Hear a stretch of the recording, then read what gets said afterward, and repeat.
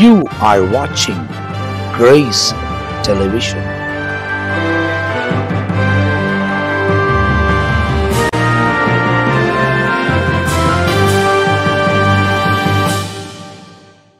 கிறிஸ்துவுக்குள் அன்பானவர்களே, ஆண்டவர் இயேசுவின் நாமத்தில் வாழ்த்துக்கள். தேவ கிருபையினாலும் இரக்கத்தினாலும் இயேசுவோடு பேசுவோம் வாருங்கள் என்ற நிகழ்வில் உங்களை சந்திப்பதற்கு ஆண்டவர் கொடுத்த ஜீவனுக்காக கர்த்தருடைய நாமத்திற்கு ஸ்தோத்திரம். தேவ தயவினால் இப்படி தொடர்ந்து ஆண்டுடைய வார்த்தைகளை சொல்லி கொண்டிருக்கிறோம். இந்த முறை பதிவின் தொடர்ச்சியாக ஒரு தலைப்பின் கீழ் சில வார்த்தைகளை உங்களுக்கு அறிவிக்க விரும்புகிறேன். இதை தொகுத்து உங்களுக்கு வழங்கும்போது நீங்கள் இதை கவனமாய் பாருங்கள், கேளுங்கள், மற்றவர்களுக்கும் பகிருங்கள். உங்களால் மற்றவர்கள் ஆசீர்வதிக்கப்படட்டும். இது ஒரு ஊழியமாக நினைத்து இதை நீங்கள் செயல்படும்போது பரலோக தேவன் உங்களுக்கு பலன்களை இது நிமித்தம் கொடுக்க வல்லவராக இருக்கிறார். அப்படியானால் இந்த பரலோக தேவன் யார், என்ன செய்கிறார் என்பதுதான் இந்த முறை உங்கள் சிந்தனைக்கு சில வார்த்தைகளை கொடுக்க விரும்புகிறேன். அறிந்த வார்த்தையாக இருக்கலாம், நினைப்பூட்டும்படி தேவன் நம்மோடு கூட பேசி கொண்டிருக்கிறார். யோவான் சுவிசேஷம் 15ஆம் அதிகாரத்தின் வசனம் 16.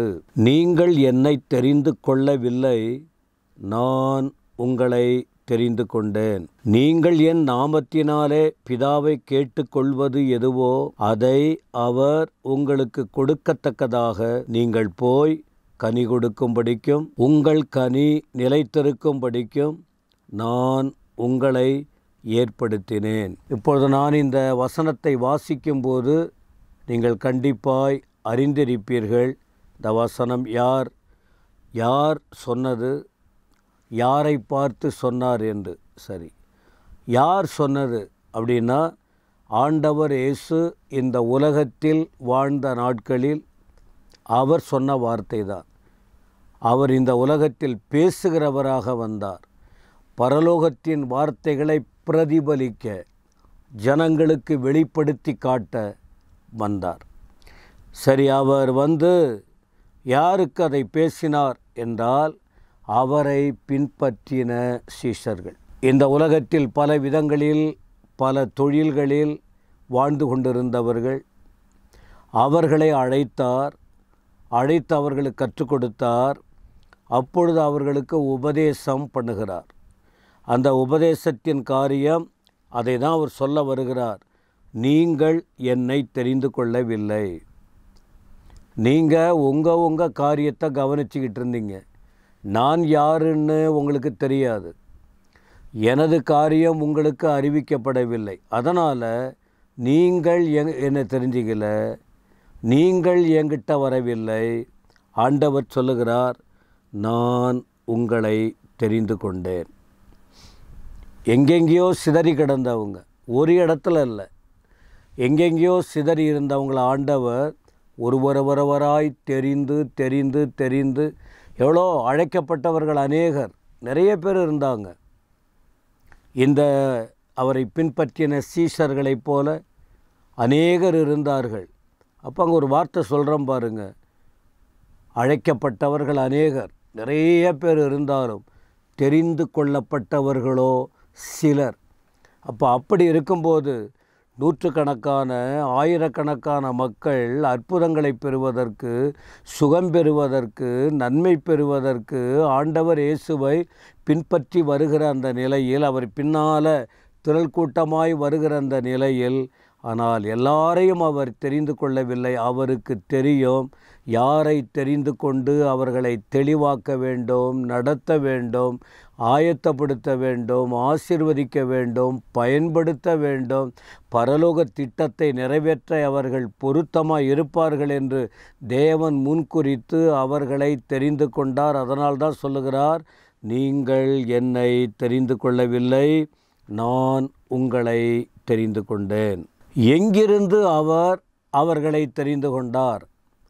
அவர் யார் அப்படின்னா, அவர் பரலோகத்தின் தேவன். ஆண்டவர் இயேசு பரலோகத்தின் தேவன். பரலோகத்திலிருந்து இந்த பூமிக்கு வந்தார், அல்லது உலகத்தில் வந்தார்.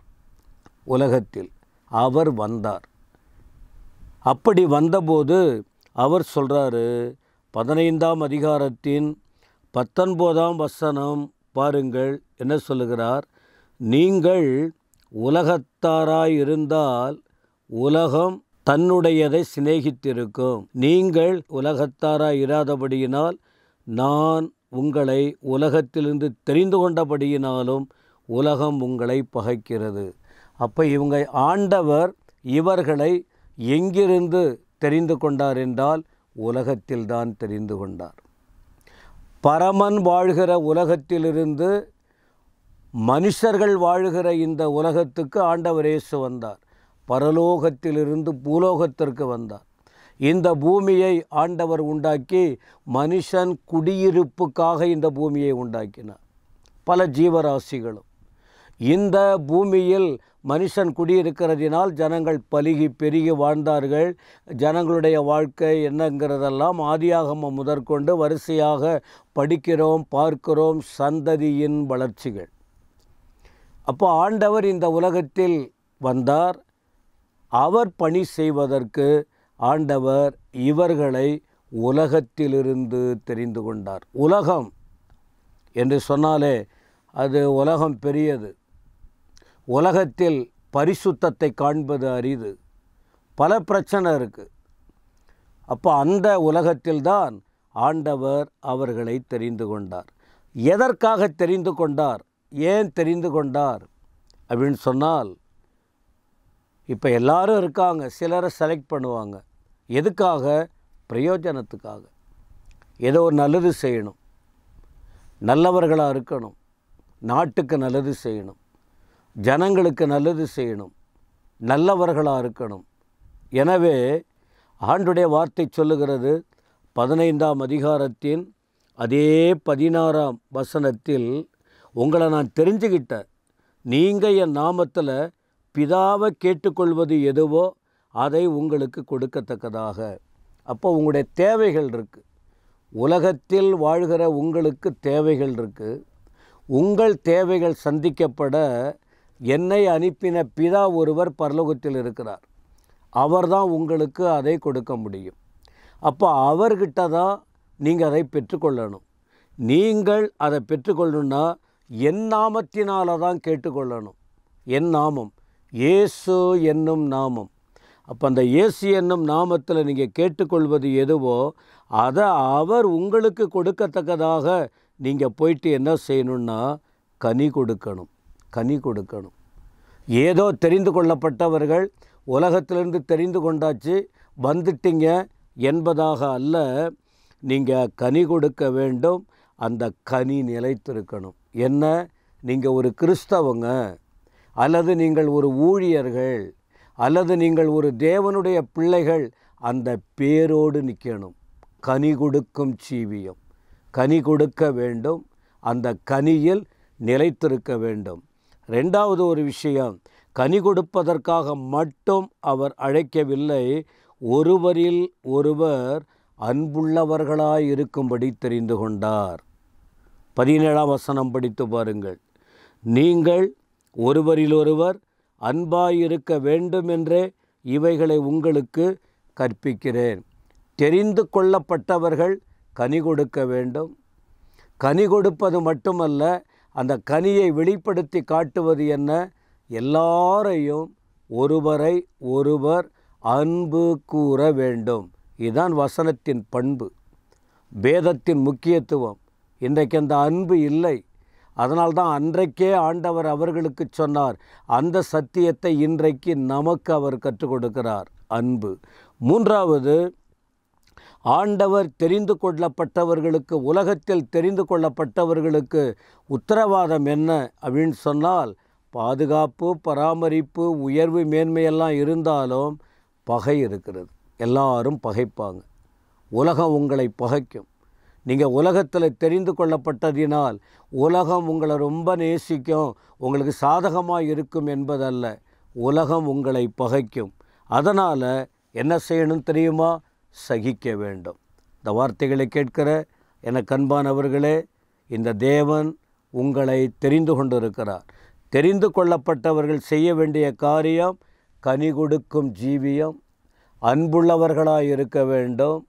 உலகத்தில் பகை வரும்போது சகித்து கொண்டு அவர் நாம மகிமைக்காக இருக்கணும். அப்பொழுதுதான் நீங்கள் தேவனுடைய பிள்ளைகள் என்று மற்றவர்கள் அறிந்து கொள்வார்கள். மட்டுமல்ல, பரலோக இன்பத்தை நீங்கள் கண்டடைய முடியும். ஆண்டவர் உங்களை ஆசீர்வதிப்பாராக. ஆமென், ஆமென்.